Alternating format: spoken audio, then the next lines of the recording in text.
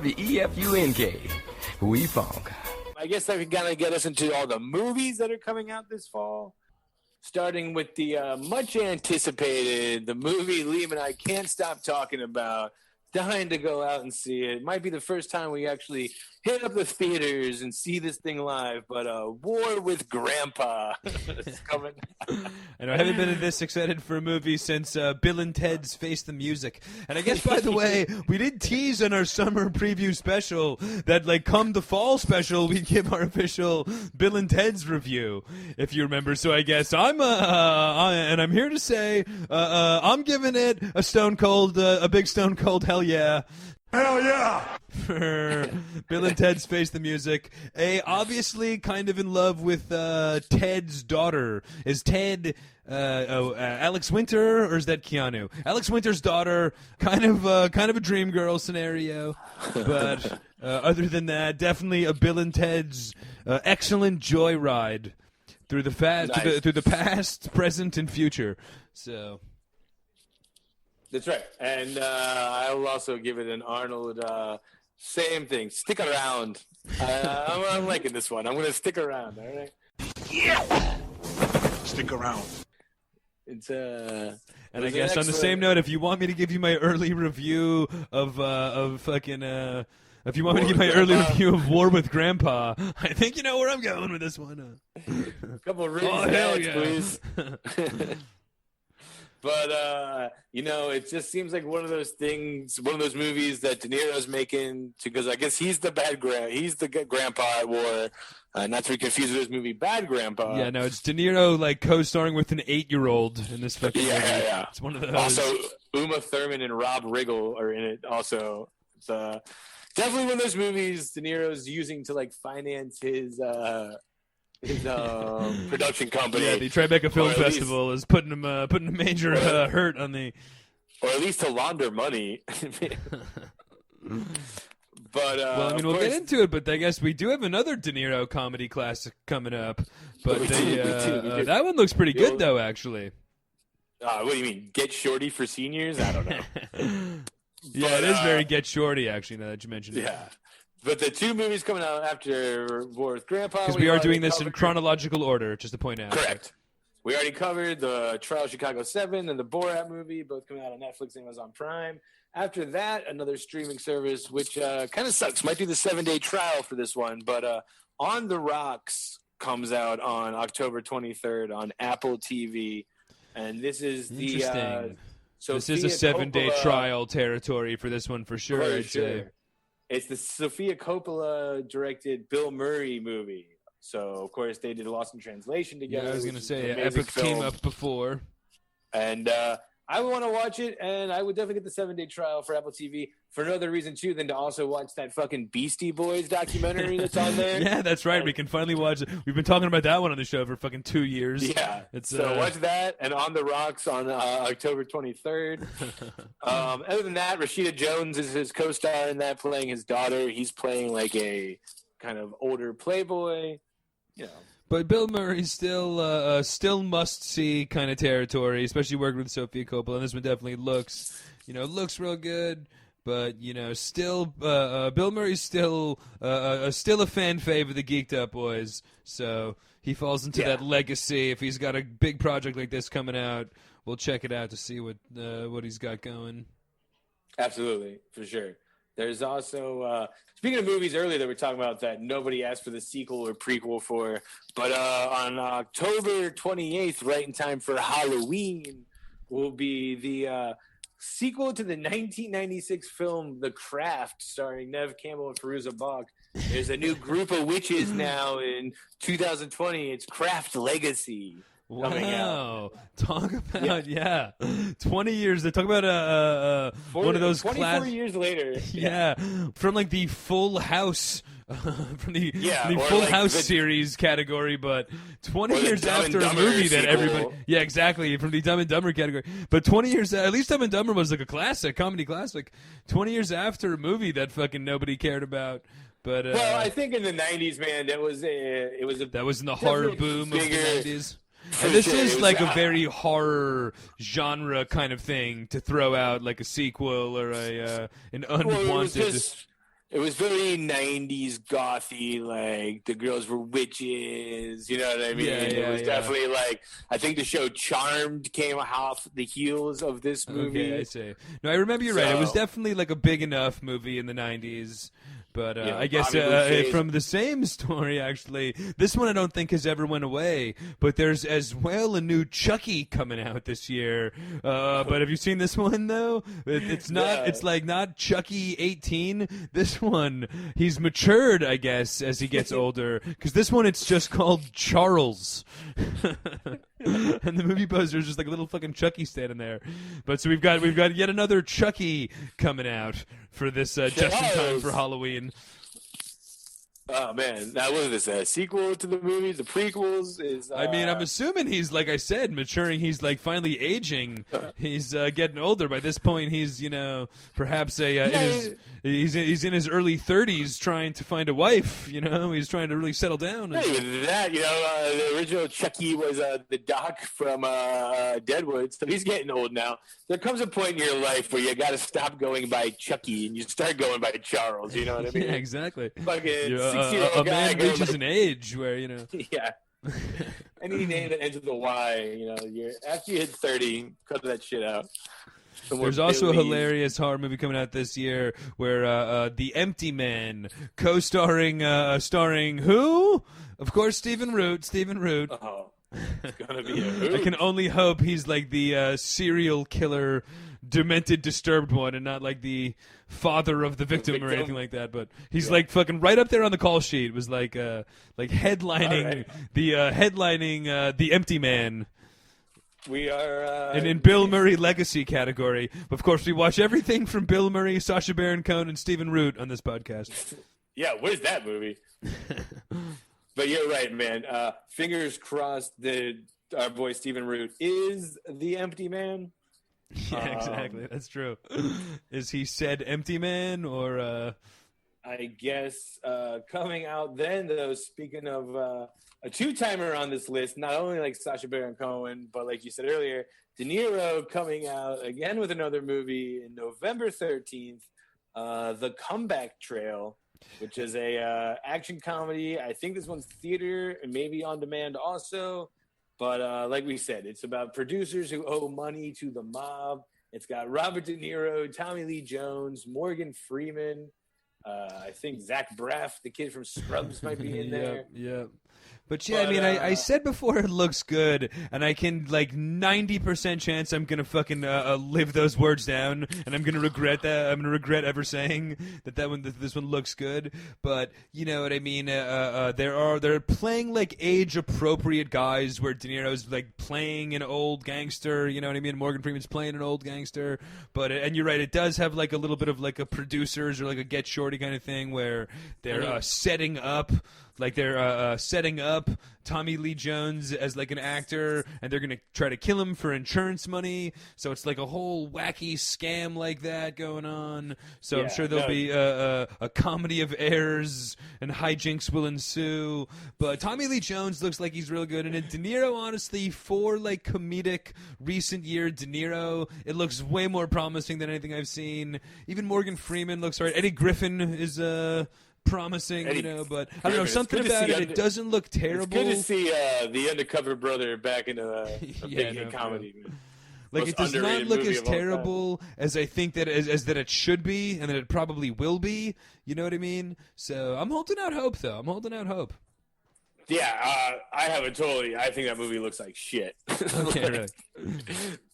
Yeah, but I guess I can see that because you're kind of right. Like, I'm not going to argue. I can see it going both ways, though. Call the bookie. Let's get some action on this.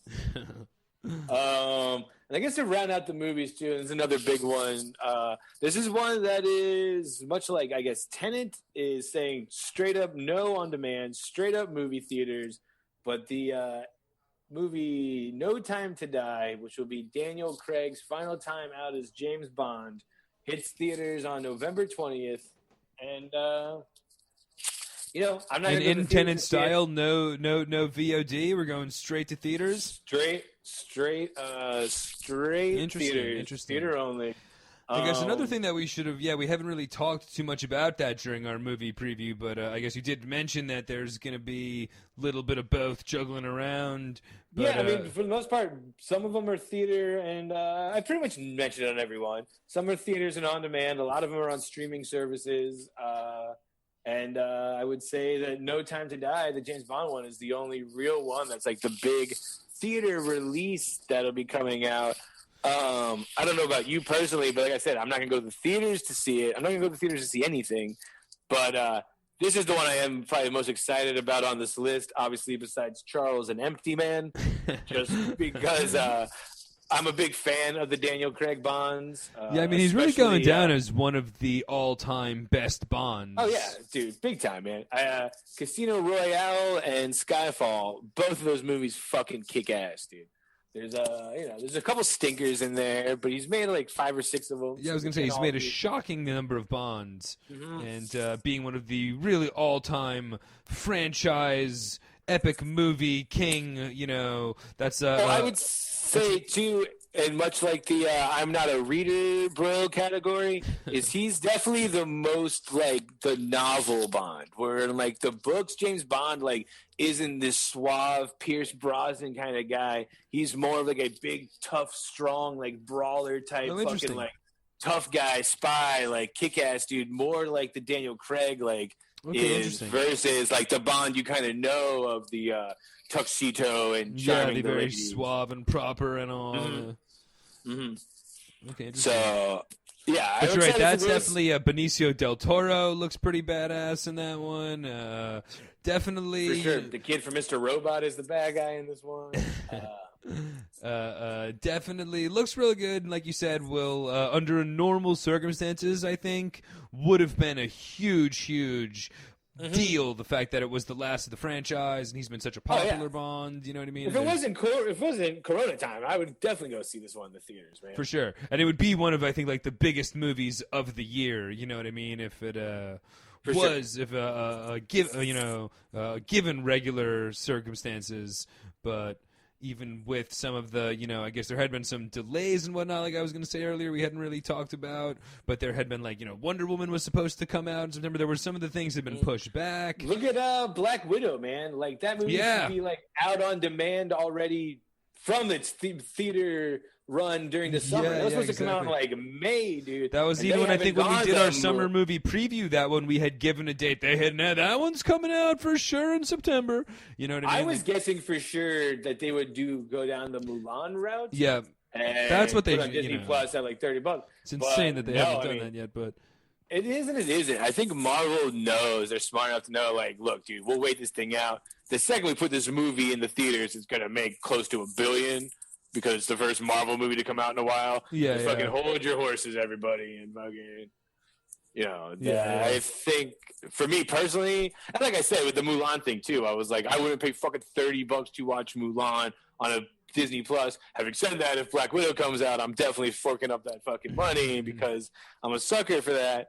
But yeah, so a lot of things have been delayed, but those are all the movies that will be coming out. I guess ending on. But I'd say in a very weird year, though, absolutely. No Time to Die, Tenet, those are going to be like two of the biggest box office draws of the year. And No Time to Die might be really one of the biggest, it might go down as the biggest movie this whole year due to the fact that there hadn't been, just the crazy, 6-month gap of releases and all this kind of stuff. And just, such a weird year in the film industry and so many pushbacks and whatnot. But, No Time to Die still might go down as the biggest movie of 2020, to be honest. Wouldn't be hard. I mean, it doesn't got too much competition, But I would say that would be it then, ending at the very end of November, our fall movie preview special. As of now, like I mentioned, Wonder Woman on schedule for our big winter preview special. But we'll see what happens between here and there. And Black Widow, it got pushed back all the way to next summer. So that'll be in our summer preview special. But of course, you might notice we skipped a couple obvious Halloween ones, of course, coming out on Netflix. And I guess that'll kind of bring us to our looking forward to all of our Halloween antics the Geeked Up boys are going to be getting to this season in quarantine. And yes. I would want to More say this, Halloween festivities prepared for the Geeked Up boy. Another, much like our fall special, another annual tradition on the show has become our Halloween extravaganzas that we do. Big time, big time. So I want to say this on Netflix and chat. We did say we were going to be watching The Devil All the Time, and then I think the next day Netflix snuck out a preview for a movie coming out this Friday, which we're definitely watching this one instead, just because it's a Halloween special and it's right up our alley. But coming out on October 2nd, tomorrow, The Bronx versus Vampires. Which is a pretty much all you need horror, to know. a comedy horror movie, which pretty much is in the title. It's what it sounds like. It's a bunch of kids from the Bronx fighting vampires, a bunch of white vampires that shouldn't be there, right? So that's gonna be one of the movies we watch on Netflix and chat. And of course, we've teased it a bunch, but on October 7th comes out. We're giving you guys ample time to watch these movies too, so you can know what the hell we're talking about this time. But of course, the Adam Sandler Hubie Halloween banger will be coming out on course, October 7th. A wacky Chandler voice to go along with your spooky Halloween. But if we talk about an epic double feature of Netflix and chats just in time for Halloween, Bronx versus the Bronx versus Vampires, and Hubie Halloween, a Sandler spooky murder mystery classic. Best Halloween ever. More excited for these than In the Tall Grass, which we did last year. This is much better. And also, last Julie year as Bowen, well, we did our Halloween special, Best of Halloween special, which we'll be able to re-air this year.